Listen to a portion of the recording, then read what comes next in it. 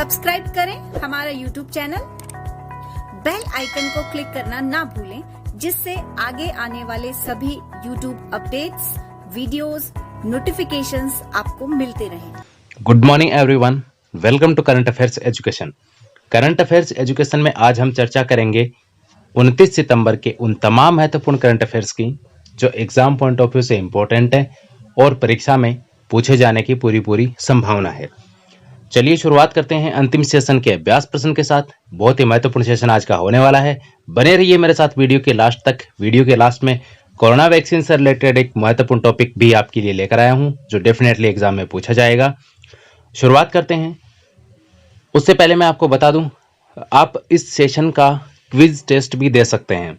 इसके लिए डिस्क्रिप्शन में टेलीग्राम चैनल का लिंक दिया हुआ है। टेलीग्राम पे क्विज टेस्ट भी होता है।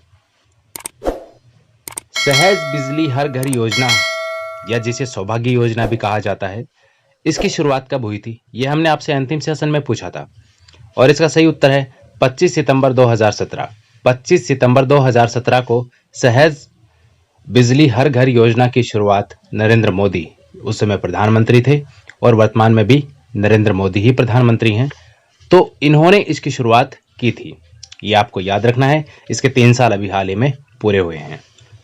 अब देखिए, सबसे पहले बात करेंगे विश्व रेबीज दिवस। विश्व रेबीज दिवस है, ये 28 सितंबर को प्रतिवर्ष मनाया जाता है। बहुत ही महत्वपूर्ण टॉपिक है और एग्जाम में पूछा भी जाता है। साइंस टेक का टॉपिक है, साथ में करंट से भी इसको रिलेट कर सकते हैं। 28 सितंबर को इसको मनाया जाता है। देखिए, इसका 14वां संस्करण अभी हुआ है आयोजित। ये काफी बार एग्जाम में पूछा जाता है कि ये कौन से क्रम का दिवस है जो इस बार मनाया गया। तो वर्ष 2020 में 14वां संस्करण इसका आयोजित किया गया। देखिए, इसको ऐसे याद रख सकते हैं। पहले क्या होता था, रेबीज के 14 इंजेक्शन लगते थे पेट में। कितने लगते थे? 14 इंजेक्शन लगते थे, वो भी पेट में लगवाने पड़ते थे। तो 14 से याद रखें, 14 संस्करण है। कौन सा? 14वां संस्करण इसका वर्ष 2020 में आयोजित किया गया। इसकी थीम रही है एंड रेबीज कोलैबोरेट वैक्सीनेट, यानी कि रेबीज का उन्मूलन, सहयोग और वैक्सीन से। तो ये यहां पर महत्वपूर्ण है। थीम आपको याद रखनी है इस साल की। अब हम थोड़ा सा बात करेंगे रेबीज के बारे में। देखिए, क्या है रेबीज? रेबीज एक बहुत ही महत्वपूर्ण बीमारी है जो मनुष्यों में कैसे फैलती है? मनुष्यों में फैलती है ये जानवरों के माध्यम से, ठीक है। इसका दूसरा नाम है हाइड्रोफोबिया। हाइड्रोफोबिया इसको इसलिए कहते हैं क्योंकि इंसान को जल से डर लगने लगता है, पानी से डर लगता है, इसलिए इसको हाइड्रोफोबिया कहा जाता है। और ये किस प्रकार से फैलती है? देखिए, मुख्यतः जब जानवर काटता है तो उसकी जो लार होती है उसमें विषाणु होते हैं। ये वायरस जनित रोग है, ये याद रखना। यहाँ पे वायरस से ये होता है, तो उसके अंदर ये वायरस होता है। रेबीज जो वायरस है ये जानवर में होता है।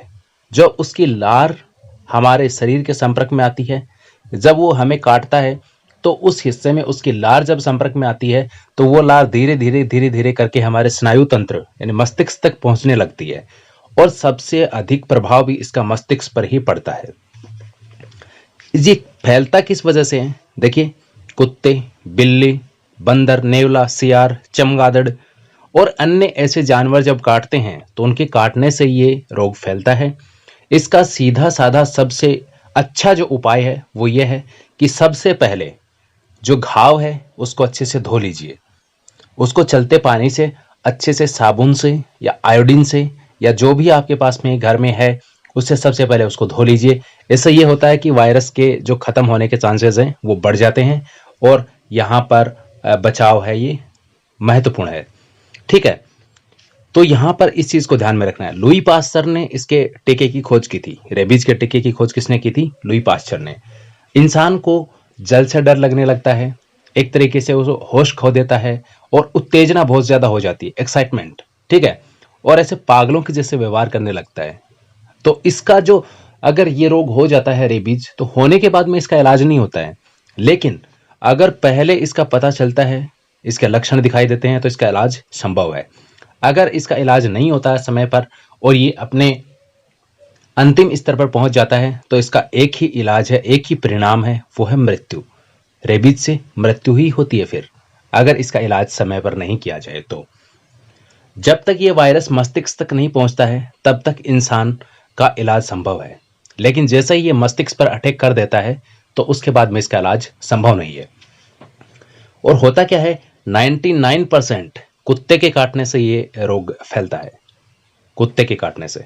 बाकी अदर जो जानवर हैं उनके काटने से होता है, लेकिन अमेरिका में उसका उल्टा है।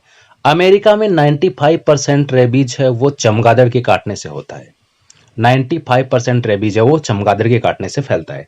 तो यहां पर ये आप याद रखेंगे, विश्व रेबीज दिवस और रेबीज के बारे में बहुत ही महत्वपूर्ण टॉपिक। यहां से आप चाहें तो 10 प्रश्न केवल इस एक टॉपिक से बना सकते हैं, रेबीज दिवस और रेबीज से संबंधित जो प्रश्न है, यहां पर केवल एक टॉपिक से आप 10 प्रश्न बना सकते हैं। तो आपका एक भी प्रश्न यहां से गलत नहीं होना चाहिए अगर एग्जाम में पूछा जाए तो। नेक्स्ट अगला टॉपिक अपना देखिए, ट्राई क्यों चर्चा में है? Telecom regulatory authority of India. Doctor PD Vaghela इसके अभी नए चेयरमैन बनाए गए हैं, ट्राई के नए चेयरमैन बने हैं। ये करंट का पॉइंट है, यहां पे याद रखेंगे। अगर मैं बात करूं ट्राई की स्थापना की तो 20 फरवरी 1997 को इसकी स्थापना हुई थी नई दिल्ली में। टेलीकॉम कंपनियों के लिए नियामक संस्थान के रूप में कार्य करती है ट्राई, तो ये चीज भी यहां पर महत्वपूर्ण है। नेक्स्ट अपना HCNG यानी hydrogen compressed natural gas, hydrogen मिश्रित संपीड़ित प्राकृतिक गैस क्यों चर्चा में है? सड़क परिवहन व राजमार्ग मंत्रालय ने हाइड्रोजन CNG के उपयोग को मंजूरी दे दी है कि अब जो CNG इंजन है उनका परीक्षण किया गया। BIS ने भी यहाँ पर लाइसेंस इसको प्रदान कर दिया है, यहाँ पर टेस्टिंग के बाद में, कि हाइड्रोजन है वो CNG के अंदर मिलाई जा सकती है। इससे क्या होगा, एक तो प्रदूषण के स्तर को कम करना और एक ईंधन को बचाना। ठीक है, यानी एक तो हम 100% CNG यूज करेंगे और एक आपके पास में उससे कम मात्रा में होगी, यानी मान सकते हैं कि 80% या 82% अगर आपके पास में CNG है और बाकी कुछ अन्य मिश्रण है तो आप यहां से CNG का भी बचाव कर सकते हैं, CNG भी बचा सकते हैं। तो CNG में 18% हाइड्रोजन मिलाया जाएगा। ये जो ईंधन बनेगा HCNG ईंधन, इसमें 18% हाइड्रोजन और बाकी जो बचा हुआ पार्ट है वो होगा आपका क्या, प्रदूषण के स्तर को कम करना इसका मुख्य उद्देश्य है। आगे बढ़ते हैं, आप मैप में देख रहे हैं 3 मैंने मेन सिटी इसमें यहाँ पर दिखाई हैं आपको, ग्वालियर, मुरैना और ये धौलपुर। तो मुरैना है ये ग्वालियर और धौलपुर के बीच में, धौलपुर राजस्थान में है और ग्वालियर है ये मध्य प्रदेश में है। तो यहाँ पर इन तीनों से जुड़ा हुआ है आपके ग्वालियर मुरैना फ्लाईओवर। ये मुरैना मध्य प्रदेश में बना हुआ है, अभी हाल ही में इसको राष्ट्र को समर्पित किया गया है केंद्रीय मंत्री नरेंद्र सिंह तोमर के द्वारा। इसकी कुल लंबाई 1.420 किलोमीटर है। राजस्थान में धौलपुर और मध्य प्रदेश में ग्वालियर को जोड़ता है ये फ्लाईओवर और ये बना हुआ है राष्ट्रीय राजमार्ग संख्या 3 पर, यानी नेशनल हाईवे 3 पर ये बना हुआ है। तो ये चीजें आपको ध्यान में रखनी है, यहां से ये काफी इंपॉर्टेंट है। जो आपका ट्रांसपोर्टेशन है इसको इजी बनाने में ये मदद करेगा। आगे बढ़ते हैं, vaccine web portal. Vaccine web portal क्या है? देखिए, डॉक्टर हर्षवर्धन ने इस पोर्टल की अभी शुरुआत की है और कोविड-19 से संबंधित सभी वैक्सीन की सूचना एक ही स्थान पर उपलब्ध होगी। ये जो वैक्सीन वेब पोर्टल बनाया गया है, जितने भी विश्व स्तरीय यहाँ पर कोविड वैक्सीन बनाई जा रही हैं उन सभी की जानकारी यहाँ पर उपलब्ध होगी। साथ ही आपको मैं बता दूं कि भारत में 3 वैक्सीन निर्माणाधीन हैं। वेरी इंपॉर्टेंट, स्टार लगा लेना इस टॉपिक को। डेफिनेटली यहां से वनडे एग्जाम्स में प्रश्न बनेंगे, 100% बनेंगे, 100%। वैक्सीन वेब पोर्टल है, इसके बारे में मैंने आपको बताया, इसकी शुरुआत करी है 25 सितंबर को इसकी शुरुआत हुई है, डेट भी याद रख सकते हैं। यहां पर आपको डेट याद रखनी है इसकी 28 सितंबर, 28 सितंबर को इसकी शुरुआत हुई है। आप देखिए, भारत में जो 3 वैक्सीन निर्माणाधीन हैं वो कौन कौन सी हैं? पहली है कोवैक्सीन। कोवैक्सीन का निर्माण किया है यहाँ पर भारत बायोटेक ने। भारत बायोटेक है, ये हैदराबाद में स्थित है। कहाँ स्थित है? हैदराबाद में स्थित है। उसके बाद 2 नंबर पे है जाइकोव डी। जाइकोव डी है, इसका निर्माण किया है कैडिला ने। कैडिला ने इसको विकसित किया है, जो गुजरात की है। और एक है आपकी कोविशील्ड। कोविशील्ड का जो विकसित किया है इसको, जिसका निर्माण किया है उसका नाम है ऑक्सफोर्ड यूनिवर्सिटी, और यहाँ पर इसका परीक्षण किया जा रहा है सीरम इंस्टीट्यूट जो कि पुणे में स्थित है।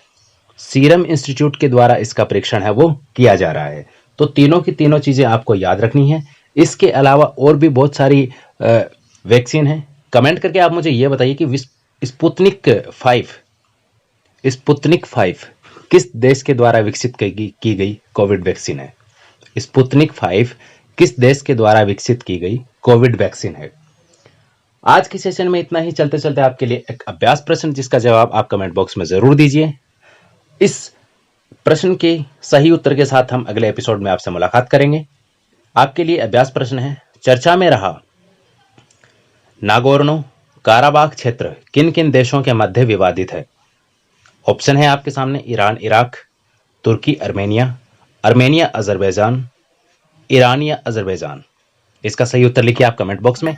मिलते हैं अगले एपिसोड में, तब तक के लिए नमस्कार, गुड नाइट।